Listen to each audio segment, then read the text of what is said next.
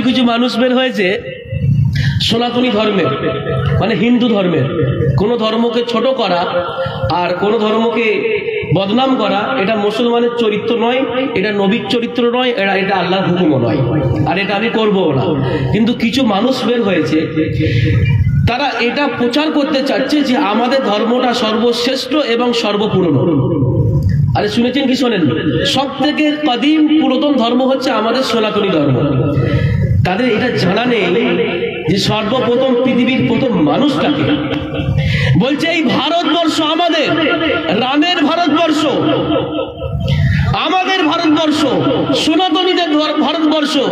জয় শ্রীরাম না বললে আমরা মুসলমানদেরকে এখানে থাকতে দেব না। কিছু কিছু ভাইদের বক্তব্য, যারা আরএসএস বিজেপি করেন তাদের বক্তব্য, তাদের জেনে রাখা দরকার এই পৃথিবীর সর্বপ্রথম মানুষ হচ্ছে আদম আলাইহিস সালাম।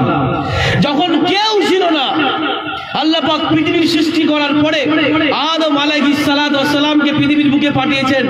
এবং আর একটা নতুন কথা শুনে রাখেন, সেই আদম নবী এসেছিলেন এই ইন্ডিয়া ভারতে। কোথায়? এই ভারতবর্ষে এসেছিলেন আমাদের নবী। আদম আলাইহিস সালাম এসেছিলেন শ্রীলঙ্কায়।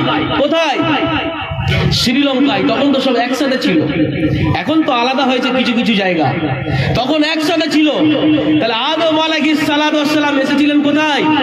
এই ইন্ডিয়া ভারতে। এটা আমাদের আদি পিতা, আমাদের বাপের ভারত। এবং পৃথিবীর সর্বপ্রথম মানুষ এই জমিনে ইন্ডিয়ায় পা দিয়েছিলেন। কিভাবে তোমরা বলো যে সনাতনীদের কদিম? তোমাদের ধর্ম তোমাদের কাছে থাক, লাকুম দীনুকুম ওয়ালিয়া দীন। তোমাদের ধর্ম তোমাদের কাছে ভালো থাক, আমাদের ধর্ম আমাদের কাছে শ্রেষ্ঠ।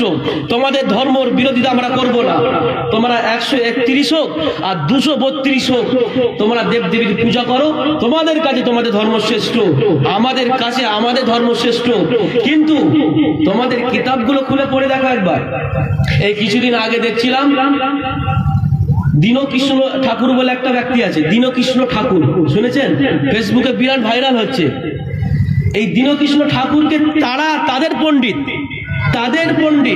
তারাই তাকে কেলিয়ে কাজ করার চেষ্টা করছে। কেন? যেমন আমাদের ইসলাম ধর্মে পীরেদের নামে ভণ্ড পীর আছে কি নাই? ধর্ম ব্যবসায়ী আছে কি নাই? আপনি একটা বাবার কাছে চলে যাবেন, 2 নম্বরই বাবার কথা বলছি, হাক্কানি পীর আছে, বলবেন না যে আবার পীরেদের বিরুদ্ধে কথা বলছে। না, আমরা হাক্কানি পীরেদের শ্রদ্ধা করি, মানতে হবে। কিন্তু আমাদের ধর্ম ব্যবসায়ী আছে কি নেই? কারো কাছে চলে যাবেন, তার কাছে ফিরে আসতে হবে না। বাবা ছেলে হয়নি, একটা তাবিজ লিখে দেবে, বাবা এই দরকার, একটা তাবিজ লিখে দেবে, হাত দেখে বলে দেবে। এইগুলো হচ্ছে পীরের নামে ভণ্ডামি, ধর্ম ব্যবসায়ী। যেমন তাদেরকে ইসলাম সাপোর্ট করে না, তাদেরকে আমরা মান্যতা দিই না। যারা ধর্ম ব্যবসায়ী তাদেরকে কেউ সাপোর্ট করুক এরকম কথা আমরা বলিও না। তেমন ভাবে দীনকৃষ্ণ ঠাকুর বলে তাদেরই পণ্ডিত, যখন তাদের কিতাব থেকে দেখাচ্ছে যে এইগুলো বিশ্বাস করি আমরা, কিন্তু এগুলো আমাদের মূলত ধর্মে নেই, তাদের মানুষরাই তাদেরকে মারধর দিচ্ছে কি দেয়নি? আরে বলুন না, দেখেননি নাকি? যেমন ভাবে আমাদের ধর্ম যদি কেউ এরকম করে এটা অপরাধ, তাদের ধর্ম যদি কেউ এমনটা করে এটাও অপরাধ। এটা মেনে নিতে হবে।